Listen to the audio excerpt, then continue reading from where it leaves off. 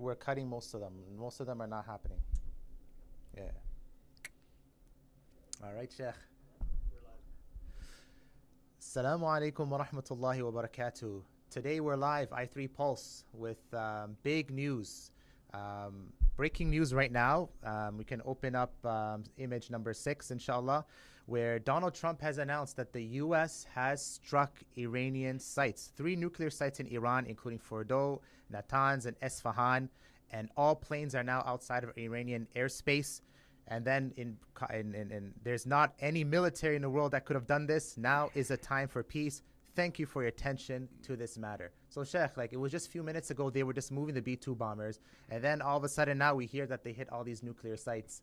Is this the start of World War III? What's going on? Everyone's confused. Again, no World War III.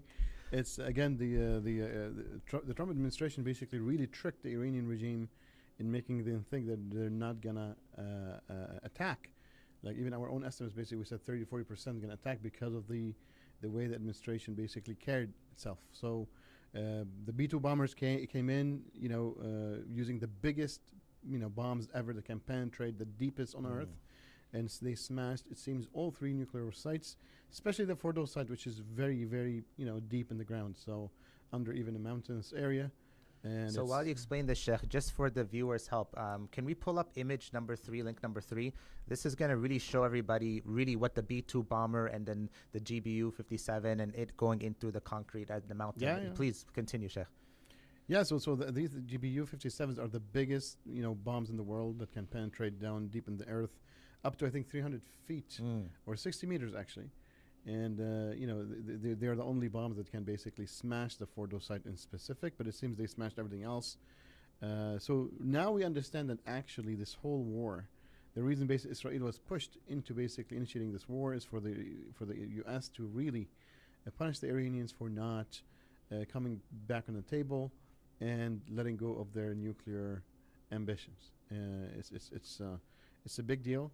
Again, to understand this whole geopolitical issues, we need to understand that there is a relationship that was there with Iran and the United States for a long time. And just like we said earlier, Saddam Hussein, Qaddafi, many other leaders who played along with the colonial, Western colonial game, the American game, they get thrown in the garbage at one point in time when they're done. Again, the regime might still be there, and so we'll have to basically see what is the Trump administration's ideas now. Are they going to keep this clerical regime, or are they going to try to create a regime change? Yeah, Sheikh, this is absolutely, and I really want to ask, right, because Trump was just before this, right? There was so much media being released about, all this tension between Israel and U.S., right? This was some crazy stuff, right? And we can open up number 2, please. And you will see that, just recently, right, just today, the Times of Israel reported that Israel's pressing for swift action on Fordo nuclear sites. They may act without the U.S. and then mentions tense meetings, tense phone calls between the Israeli government and the U.S. And even J.D. Vance was quoted saying that the United States should not be directly involved and that and Israel is trying to drag U.S. into a war. And this was all being pushed on media. Trump saying 2 weeks, 2 weeks, 2 weeks. Now, what was this real tension between U.S. and Israel, or was this all a game to really catch Iran off guard? Look, at the end of the day, there is tension between the Israeli government and the United States. This is a fact.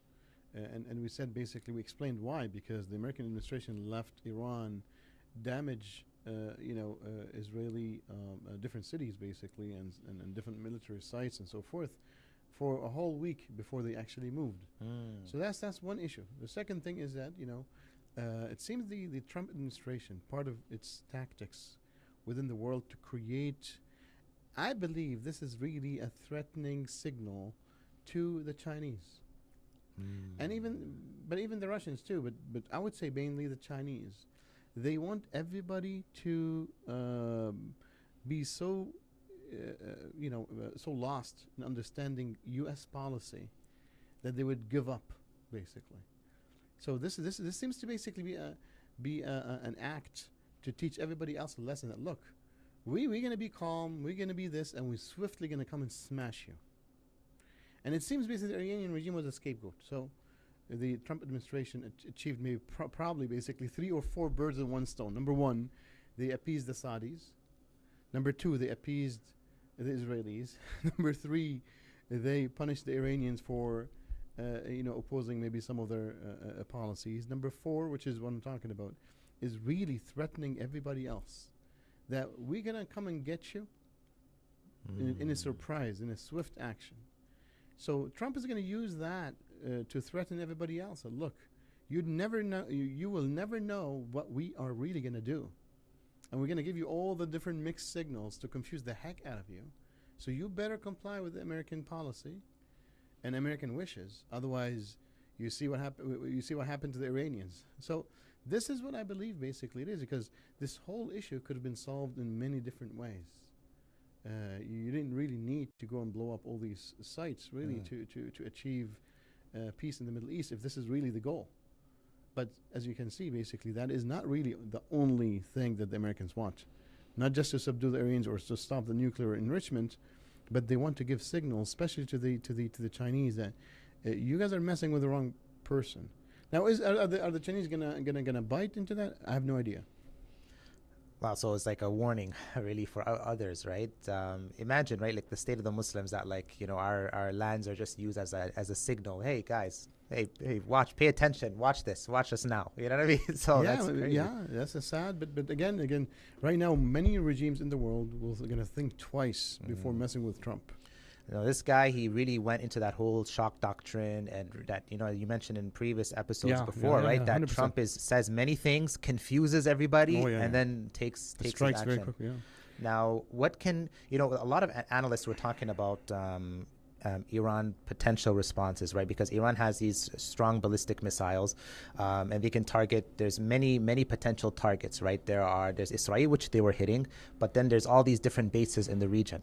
Now, do you potentially see Iran actually escalating and hitting a U.S. base in response to this, or is Iran just going to take it lying down? Are they going to, like after Qasem Soleimani was just incinerated by Donald Trump, they struck a U.S. base? This is a big thing. What response do you see from the Iranian regime? No, I don't think so. I think basically, to be honest, basically it's kind of more like the when the United States basically threw nuclear bombs at Japan. I think the Iranians will surrender personally. But again, this is an unconditional surrender. Don't forget, as Trump said. Yeah, so this is basically what Trump did. Trump basically threw these GBU-57s, which is they're as big and damaging as the nuclear bombs that were thrown in Japan, and this is what they expect. Now we will see. Basically, we can't really know the future, and we can't really understand again people's impulses. If the Iranian regime basically went nuts and said like the heck with everything, we're dead anyway. Again, if they were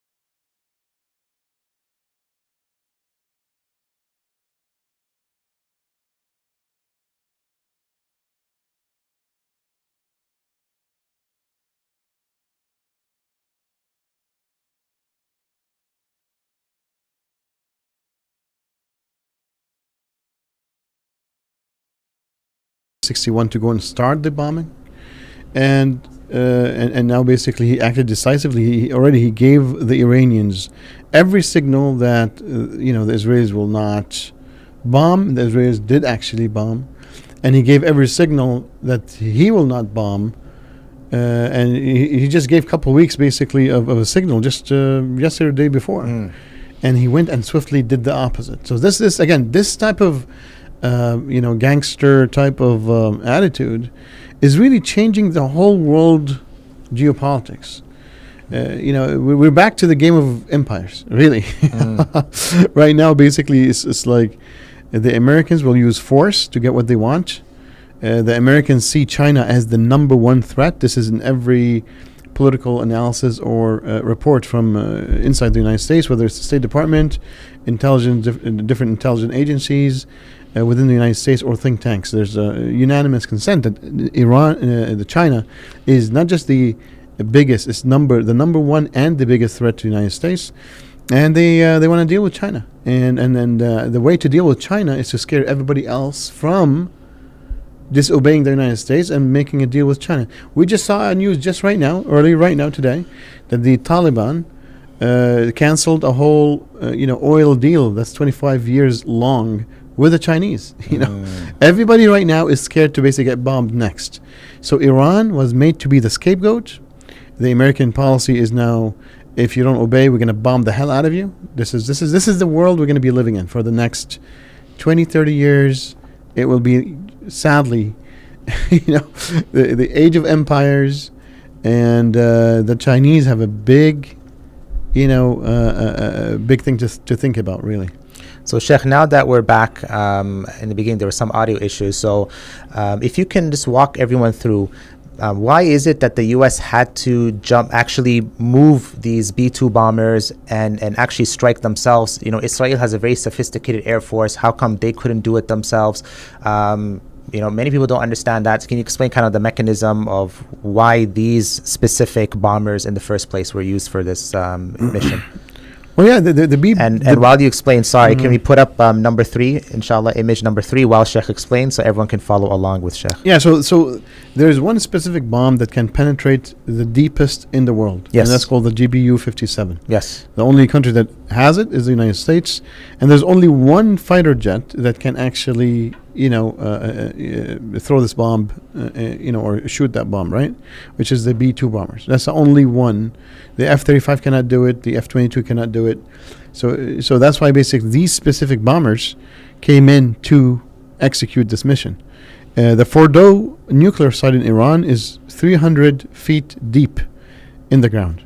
So that's why the only thing that could basically damage it is these bombs specifically. Now, there are some analysts that are talking about the B-2 bombs, as we see here on the image, that they have capacity of 200 feet, right, and maybe close to 300, and that if the U.S. does it, they might be able to actually, with the GBU-57s, shut off the exits, so they can't access it. But if they were really to destroy the whole site, they would need to use tactical nukes. What is your take on that? Yeah, that's true. That's what I'm saying. So the Fordow is 300 feet deep, and I think basically the GBU is 200 meters. Yes. Sorry, 60 meters. Which is 200 feet, yes. Which is 200 feet, exactly. So that's why basically the Iranians feel they're safe. We'll see what happens. We need to check how much destruction happened. Again, things could fall over each other. We don't know what's going to happen basically after these bombs how many bombs were thrown. And when you throw one, it's not as if basically the second one will do another 200 feet. It doesn't work like that, actually. So it's the Fordow could still be safe. Maybe certain things were damaged around it. I'm pretty sure they have enough intelligence about the entrances and so forth. So we need to see the extent of the damage. But at least the other two sites, basically, if the same bombs were used, these other side would basically be smashed to pieces. So, Sheikh, now what's been happening here the past while is, for those just tuning in, right, we saw that the news from Donald Trump and from the media, and Trump is actually going to be going live in about an hour and a half to talk more about this, where they took out the 3 nuclear sites in Iran with their B-2 bombers. This is the breaking news. Now, I wanted to ask you about what this kind of game maybe that was played. to be honest, I was confused about what was happening. For example, we have this clip here that, or if we're not even a clip, let's roll to number 2, which is an article from the Times of Israel, where they mention that in this, that they're pushing for that swift action on the Fordo nuclear site. This was just released today. And that they mentioned that they may act on their own. And so this whole article, the interesting part that caught our attention is that they were talking from the angle of there was big tension between Israel and the U.S. on their phone calls. J.D. Vance was pushing back, saying U.S. shouldn't be directly involved. Then J.D. Vance said, you guys are trying to bring us into this war, and this whole kind of pushback against Israel. Now, was this, and this whole 2 weeks that Trump was saying, was this all kind of a show to kind of calm down, or make Iran not expect it and just get hit? Yeah, it was a show. And we said basically that it is possible that it is a show for 30 to 40%, and it turned out to basically be that estimate, that possibility. So it is, and the United States basically did see a benefit. Really, there was a U.S. interest in actually doing all this fake acting to create that undeterminism. Really, as I said earlier, basically maybe people didn't hear us, but right now every single regime in the world is going to think 300 times before they oppose the United States. Right now this Iranian scapegoat is an example for everybody else. That Trump will always basically say different things that you'd never expect, but things are going to be, the sledgehammer is going to come swiftly over your head, and you're going to be smashed to pieces. And the reason, as I said, Trump did this, even though he could have really made a deal with the Iranians without any bombings, is to create fear in the world, so the world does leave dealing with the Chinese. This is the most probable understanding of what's going on here. And we saw, as I said earlier, basically the Taliban regime in Afghanistan just canceled a 25-year deal, oil deal or whatever it is, basically with the Chinese. Why? Because the Americans said so.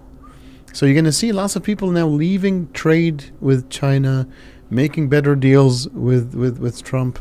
It seems the tariffs didn't work, so he's like, well, if the tariff doesn't work, we will smash everybody. So the Chinese now have a big, huge, strategic decisions or strategic planning or strategic retrospective to do on the whole global affairs, right?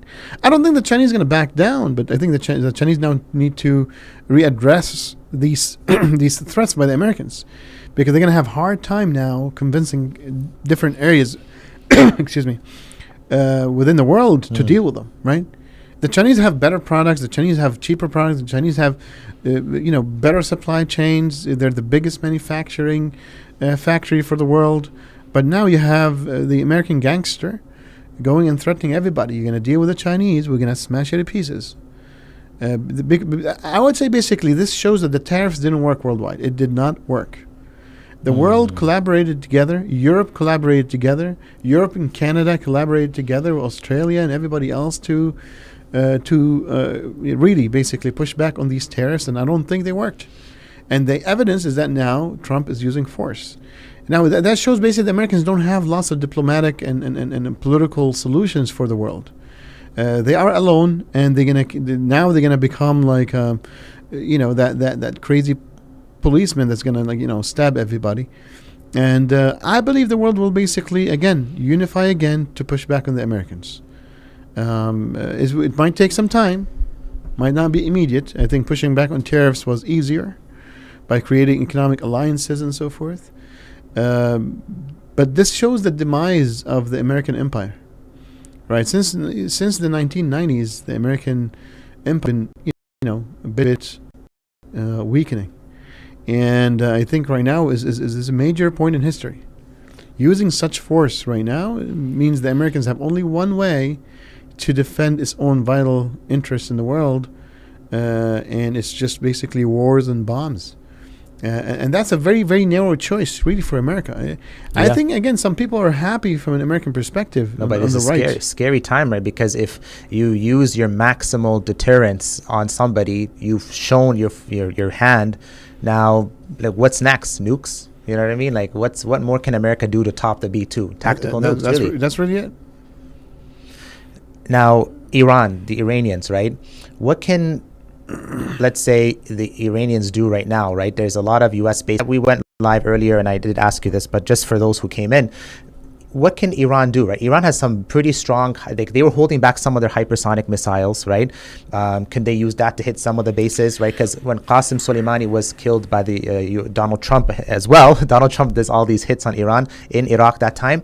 The Iranians responded by hitting a U.S. base, right? So can Iran hit, is now the U.S. bases all over the Middle East at risk? The one in Qatar, the one in UAE, all these bases at risk? What do you think? No, I think it's possible, but less likely. And the reason is because, again, I think Trump created this fear factor in the Iranians that if you're basically gonna respond back to us, we will smash you even further and further and further. So we don't know what the Iranian regime will do. Really, I think at the end of the day, these things cannot be predicted, because when you put somebody in the corner, it becomes fight or flight mechanisms. Really, like, the regime could just go basically out of hand, go insane, and start bombing everything around the region, or it could basically just retreat and use the flight psychology. So I think we need to wait and see. Definitely, the next few days will tell us a lot. But I would say it is less likely, and the reason I'm saying it's less likely because it's exactly what the Iranians told Hezbollah to do. Hezbollah took the beating after beating after beating after beating, never used any of its arsenal that they could have used against Israel, and just are subdued right now. They're on their knees, and they're bleeding. And Lebanese politics is literally 180 degrees from what it was, a couple of years ago. You see what I'm saying? So the Iranians right now, what they've told Hezbollah is exactly what they're going to be doing, because at the end of the day, it's an Iranian decision on how Hezbollah conducted itself.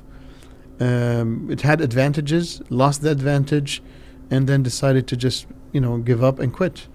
Same thing with the Iranians. I think this is what they're going to be doing. I think they had an advantage. They lost the advantage, thinking people are sane. Trump said, "Well, I'm not sane. I'm insane, and you don't know how to deal with me." And they said, "You know what? We're going to back off." So we'll wait and see. It's possible, a little bit less likely, more likely that they're going to try to just go back to the table if they can, and just give the Americans what they want. What are the Americans going to demand is another thing we need to see. Are they going to demand regime change or not really? We don't know yet. So what's interesting is that one of the Democrats, actually, one of the first responses, this is according to Al Jazeera, live update to the attack by Democratic member of Congress, Sarah Jacobs, says, Trump's strikes against Iran are not only unconstitutional, but an escalation that risks bringing the U.S. into another endless and deadly war. Now, if there's a potential, as you mentioned, regime change, if the Iranians' backs are on the wall, isn't there a possibility that when you put the cat in the corner, even though you're stronger than the cat just comes out scratching right at that moment?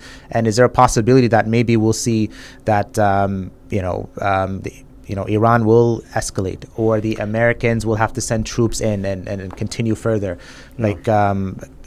I guess what do you see here, Sheikh? Because I know you mentioned it's not likely. No, I didn't say it's not likely. I said it's less likely. Yes. So again, around 40%, like it's 60-40. But look, I think it depends. Like, forget about these statistics. It's just, it depends if the Iranians gets the support of the Chinese. Like right now, as I said, basically the Chinese have a big geostrategic decision to make. Trump just flipped the table on everybody.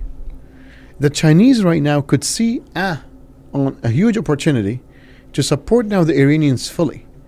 The Chinese and the Russians never supported the Iranians fully because the Iranian regime was loyal to the American master within the region. We said it a million times. These are facts. They're not going to change.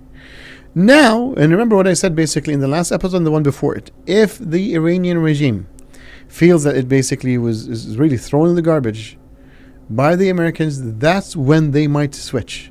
And this is when the Chinese might say, look,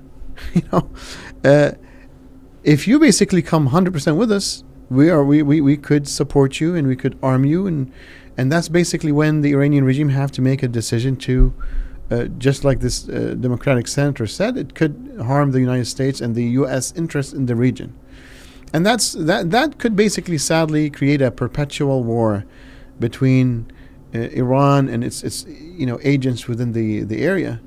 and American interests. So things could go basically out of hand. But I believe without Chinese and Russian support, to be honest, it is less likely. It's not impossible. 40% is very close to 50. So a 40% chance, it's not bad that the Chinese could. I'm just saying probably 55% that they might not take that action. And the reason is because the Chinese decision making the Iranian decision making, we saw exactly their thinking process with Hezbollah. They acted exactly in the same way themselves right now with their war with Israel. So speaking of China, there's an interesting article on the South China Morning Post, right? I want to get your thoughts on that. I'm not sure if we can pull it up. I sent it over if we can get that up as well. So just going to read some excerpts from this article here.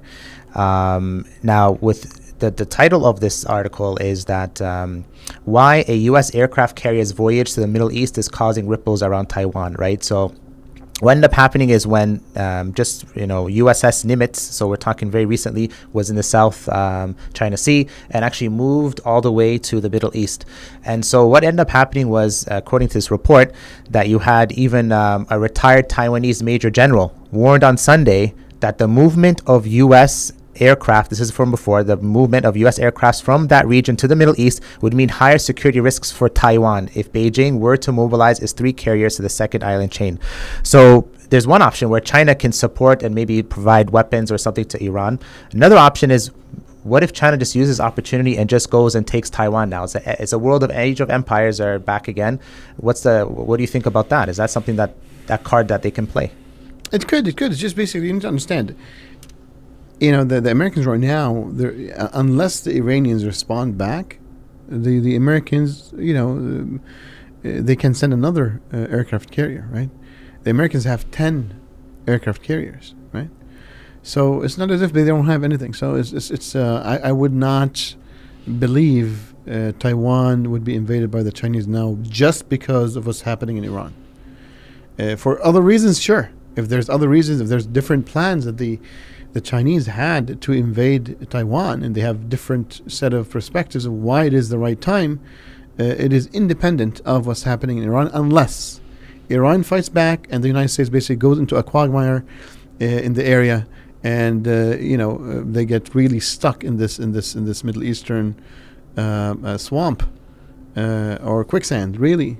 And definitely, this is what Putin would love to do and have. And same thing, just like the Americans got the Putin stuck in the Ukrainian war. So this could be a chance. Now, will the Chinese and the Russians move, and will the Iranian regime agree to do that? We don't know. And as I said, basically, unless there's enough support, it is less likely that they will. Not unlikely, less likely that the Iranians will face off with the Americans. There's enough assets in the region that the Iranian regime could basically be busted in full. This is right now how things are from a military capability perspective. Now, I'm not considering asymmetric warfare, right? Because again, that is basically where if the Iranians go nuts a little bit, sure, they might create some fuss. But again, I believe they do need extreme support from the Chinese and the Russians to create a big mess for the Americans. But alone, I don't believe so, to be honest. Right now, again, I could be wrong, but let's see. Now, in terms of this whole situation now starting to unravel, right? We see with recent events, ever since October 7th, all the Iranian proxies are just one by one, as you mentioned. They're getting clipped one by one, and it seemed like today was Iran's turn tonight, right? Now, what is because Iran used to be seen as a regional pariah state, right? The rogue state that glued all the other Arab Sunni countries to be close with Israel, right? And to start normalization. Now, with that weakened Iranian threat, what do you see as a second or third order implications based on that? Maybe these ripple effects that will hit the Arab countries now. Will they stop normalization because there's no Iranian threat? What's the possibilities here? No. Normalization happens because of appeasing America. That's really it. I mean, don't forget, Trump went to Saudi Arabia and sat there and told the king of Saudi Arabia that you guys exist on the map because of American support. He was pretty blunt. He's like, look, we bomb you, we smash you to pieces, or you give us lots of money and you comply. So the Arab states are so weak. They're way weaker than Iran itself. Like, they have no say, really. Like that. This is again, as I said, basically, anybody in the world who was thinking to oppose Trump now will think twice after this scapegoat activity that just happened, right? But again, excluding these Arab states because they were fully submissive to America. It's just, you don't need to nuke anybody or to GBU anybody to get these guys to be scared. They're already scared to death. Now, interesting question that someone put in the chat. So I have questions here, guys, but also keep putting questions in the chat because as I see certain questions, I'm just going to throw them and have you answer them. So one of them is, we saw just a couple of days ago, right, that Donald Trump met with the field marshal, the former general, but now promoted to field marshal of Pakistani Army, Asim Munir. Donald Trump had a meeting with him. So the question is, did Trump meet with a Pakistani Army chief to inform him about this? Tell them, hey, don't get involved, stay in your place? What do you think? I don't think he would tell him, basically, the American plan. Partly, I don't think anybody knew except the Israelis, personally. And partly is because to create the shock, like everybody had to be shocked. I'm pretty sure he would have told Munir that, no, we're not going to beat Iran. We're not going to smash anybody. We're just going to, and then boom, right? It's just a big surprise. Again, it's part of the shock doctrine. It's literally... you need to read the book. It's shock doctrine. This is what the American administration has been using for a long time. Now, why did Munir come in for a visit in Washington? I think it is more, again, sadly, the Pakistanis don't have independence in their foreign policy. And, their foreign policy gets impacted a lot by the United States. And partly, basically, this is why they came there. So I think that right now the Chinese are in the biggest trouble in the world right now. What are they going to be doing? The Chinese have surprised us on and on and on and on. We just need to see what do they have in their tool bag. What's the next plan? What's the because if Pakistan basically, let's say, cuts off its relationship with China, or at least minimizes it, if Iran now is totally subdued and gone, if many different regimes around Southeast Asia basically will cut their relationship with the Chinese, now China might actually sadly result into, this is sad for the whole world. The Chinese might say, you know what? Well, if the Americans scare you guys, well, we'll scare you too. I'm telling you, basically, the world is going into a very, very, very dark tunnel.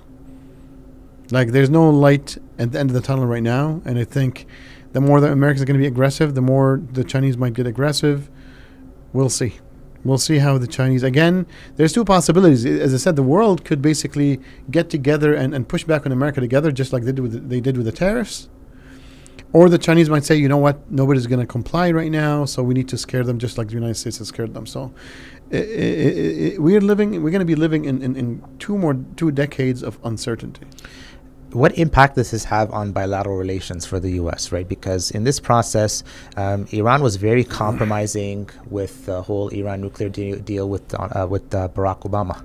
And then now Trump is the one who canceled it in his first term. Yeah. And then they were actually negotiating. They were meeting. They were discussing. There was supposed to be that meeting 7 days ago. So what is this?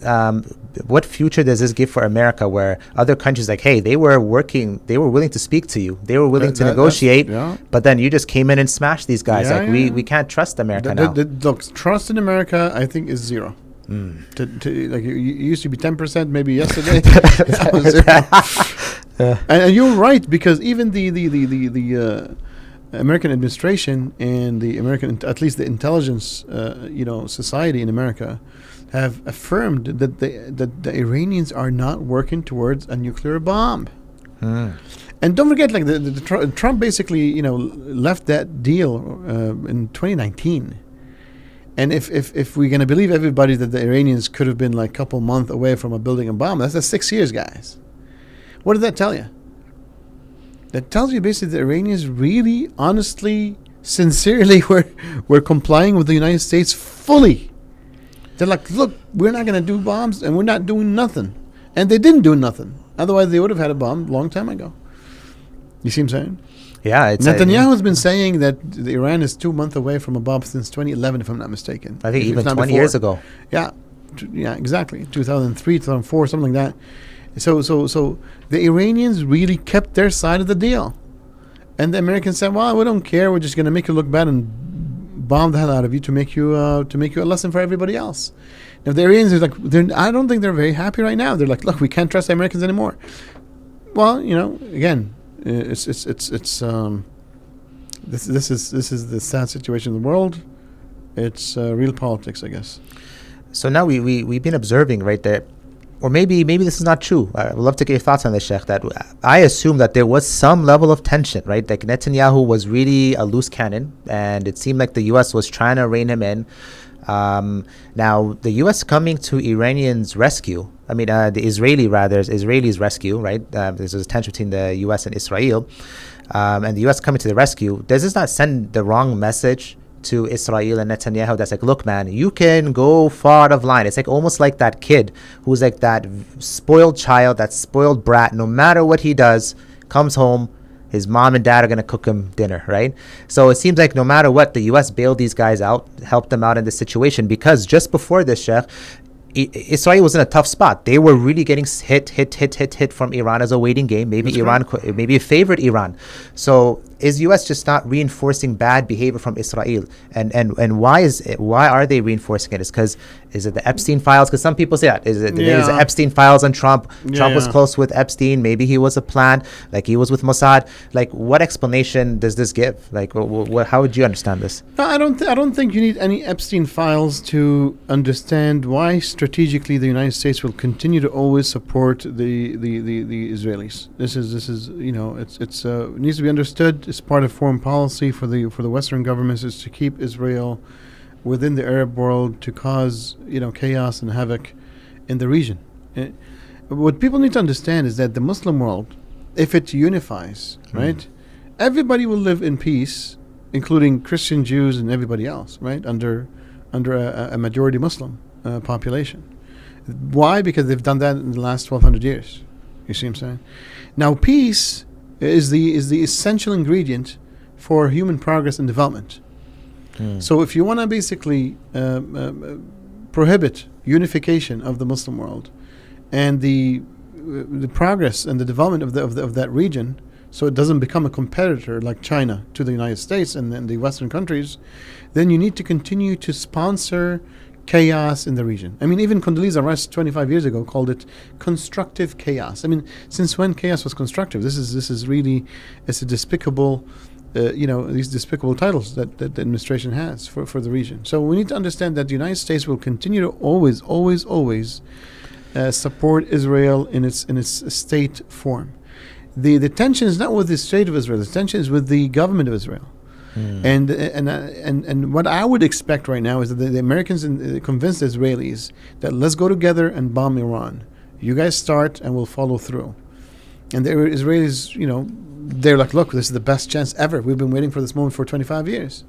So they moved in, and the Trump administration let the Iranians punish Netanyahu, right, for 8 days or 9 days, right? Yeah, I was surprised. It was going on for a while. But again, this is consistent with what we've been saying. The friction between the administration of the Israeli government with the American foreign policy is real, and that's why the Americans allowed Iran to harm Israel in a limited fashion. So they slap the kid on the wrist. So that's really what happened, really. Otherwise, the Americans could have, bombed them from the beginning. Why did you have to do that for? You see what I'm saying? Why did you have to leave Israel basically under Iranian missiles for 8-9 days, right? It just doesn't make sense. And it did show to the world that without America, Israel is extremely weak. Like Netanyahu they had to stop, like it was pandemonium in Israel, right? They had to stop their people from even leaving the country. People were trying to take boats and go somewhere else, right? And you had even in the underground bunkers, people shutting the doors so other people can't enter, and people fighting. So many videos that were circulating around and around. Israel was collapsing, and America came and saved the day. Yeah. Now to pivot just to something related to this about peace. So surprisingly, there is somebody I guess, a country that wanted to nominate Trump for a Nobel Peace Prize, right? So it's this report on Reuters just 11 hours ago. And Pakistan, right? Pakistan was to nominate Trump for Nobel Peace Prize. We can put up the article so everyone can see, where they mentioned that they would recommend U.S. Donald Trump for Nobel Peace Prize. And because this is something that Trump has always craved. Barack Obama got the Peace Prize, and many people close to Trump, and it's been said that the one thing Donald Trump wants is that Peace Prize, because Barack Obama got it, he wants to get it. And so some people said, some analysts in Pakistan, and I want to get your thoughts on this, said the move might persuade Trump to think again about potentially joining Israel in striking Iran's nuclear capabilities. So to convince him not to? To not do it, yes. Oh, yeah. Well, again, the Pakistanis seems to have been threatened, really. Like, this is the dumbest thing. I'm pretty sure the population in Pakistan is spitting at the general right now. You see what I'm saying? But again, I think he was threatened. We still remember, but 25 years ago, what Musharraf was told by one of the American administration's officials. He says, "We will bomb you to the Stone Age," right? So we'll bomb you back to the Stone Age. This is how the Americans deal with their agents, with any third world country that does not really seek to be an independent country in the world and respect its population and respect its own sovereignty. And the United States is going to come they're going to come and step over your head and trample any honor that you have and any bits of sovereignty that you have. And these countries need to understand that's how it is. Like, if you don't confront a bully, he's going to come and punch you in the face every single day and take your lunch. That's how it works. So, So a couple of things I wanted to ask you. I know right now it's getting close in terms of time for Maghrib, but, North Korea has nukes, right? And they're always testing it. And the first term, Trump was fighting against, in the UN General Assembly, Rocket Man. I have a bigger and redder button on my desk than Rocket Man does, about Kim Jong-un.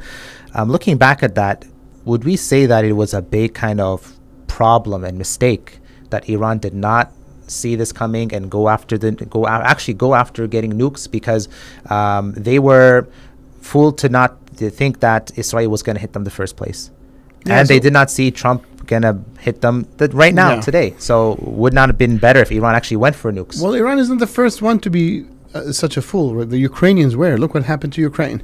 Like, both countries, it's crazy. Like, both countries are the ones who got smashed in the last couple of years. And Ukraine had actual nuclear, arsenal that gave it up basically through, negotiations with just a promise of the United States and some NATO countries and Russia to defend its sovereignty. That's what's happening right now. It's totally the opposite.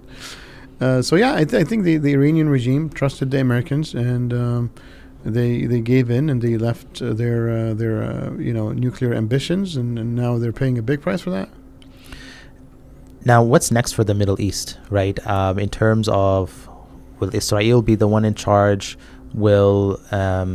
Will it be something between, because it's not Iran, maybe will it be divided between Iran, Turkey, and Israel, and Saudi? There's no Iran anymore. You just need to cancel Iran out of the whole equation. Saudi Arabia is not a big country for even anybody to speak about.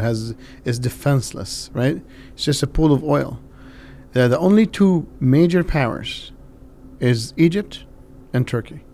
And Egypt is on the border of Israel. So the number one threat for the Israelis is Egypt. And as I said last time, I'm pretty sure the Egyptian regime will face its demise by Israel or by the Americans, by Western powers within the next 3 to 5 years. This is a forecast I put, and it has high likelihood of happening. We need to literally basically follow up in the next for the next month and years to come to see what's going to happen. But the Egyptian regime is next. Nobody should have a doubt about it. Because Israel is cleansing every single challenger they have in the region, and the Gulf nations are not challengers. There's little puppets to the Israelis. So the Egyptian regime is a big country. It's 110 million population, at least in some estimates, between 90 and 110. It's a very large military. It's literally on the borders of Israel. And again, Israel has the dream of conquering Sinai.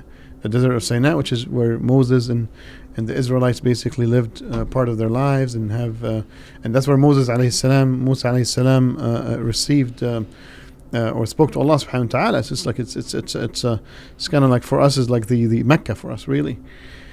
So there's multiple reasons why Israel right now will take over, will try to push around Egypt next, literally. And I think the second thing that's sad is that I'm pretty sure that the Palestinians in the West Bank will be pushed out to Jordan. And I think the Americans will allow the Gazans to be pushed into Egypt. I don't think they're going to have a chance to keep blocking them, because Israelis are going to keep killing them. And at one point in time, the Americans are going to say, look, just let them go. And the Egyptian regime must accept a deal. In both cases, this population transfer will create an instability in the regime, which will make the Israeli task of destabilizing Egypt even easier. So this is where we're coming to for the next few years. This is what's going to happen. Sadly, these scenarios are not a must, but they are highly likely. So, Sheikh, to draw this podcast to a close, in this live session, we know that Donald Trump is going to be giving a statement in the next hour, so we'll watch that. But in terms of just for now, for the time being, it's we can put the image that I shared here, right? And we see this is the New York Times front page, right? U.S. enters war against Iran. It shows Fordo, Isfahan, and Natanz, the nuclear sites that they have struck, again, as breaking news. Now, some people might feel that the Muslim Ummah has just been taking hits. We've been humiliated in such unimaginable ways. Now, is it just going to get worse? You mentioned that it's going to get tough, a little bit. But how can we keep hope without being there's no hope. Optimistic? Look, if things don't change, why would people be hopeful for what? Like, what I'm saying? Like Newton, in his 3 laws of motion, said if there's an object that's in motion, it will continue to be in motion unless there's a force that gets applied to it. The Ummah is going down this way. There's no reason why that motion will stop or change. Being hopeful with what's going to change it? It's been in this direction for the last couple hundred years. So I don't make it that bleak, but to be honest, there's only one way to change the direction of the Ummah, and that's only through unification. And to unify, you need to create an intellectual agreement between people on what is next, how we're going to live together, what is the reason behind us being unified. The Ummah does not agree on why we should be together. Pakistanis are Pakistanis, Egyptians are Egyptians, Jordanians are Jordanians. Everybody has a national identity. Until we dissolve these identities and create a unified identity where the whole Ummah of 2 billion basically feels they are one thing, and they have a plan and a vision for moving forward together in life, no change will ever happen. Like people should be hopeless in change if we don't create that intellectual agreement first, because that is the prerequisite for unity, and without unity nothing will change in our situation ever, period. Like this should be a fact. This is not to make people hopeless. Actually, it's to give people hope, not hope, to give people direction and clarity on the only way that can change our situation and future. SubhanAllah, Sheikh, we've just been seeing the past 2 years, right? And more clearly, and it's been going on for a while, that all the different visions that people had for how the Ummah should be revived the wrong ways, nationalism, becoming more secularized nation, the sectarianism, becoming more spiritual, becoming sectarian and Muslims slaughtering each other, Muslims following un-Islamic methodologies to revive the Ummah. Each one of them we were seeing that those doors being shut by reality. And the way I see it is that it gives us the opportunity to start having the discourse about the right way for revival, so that we can take the right action and have that right strategy globally as an ummah for that vision that you mentioned, for us to be unified in terms of our thought as well. So, Sheikh, I appreciate your time for the live here. And guys, watch this space. We're going to comment. And this was our first live. So little hiccups here and there. But I do think the team did a great job behind the scenes. And I thank everybody who did tune in. Make sure you like, you comment, you subscribe, you share. We'll put Sheikh Usta's social media handles also in the description so that you can follow his analysis as well. And we will be going live more regularly now that we have our nice new studio set up. So, Jazakumullah khairan. Assalamu alaikum. Take care. We'll see you till next time.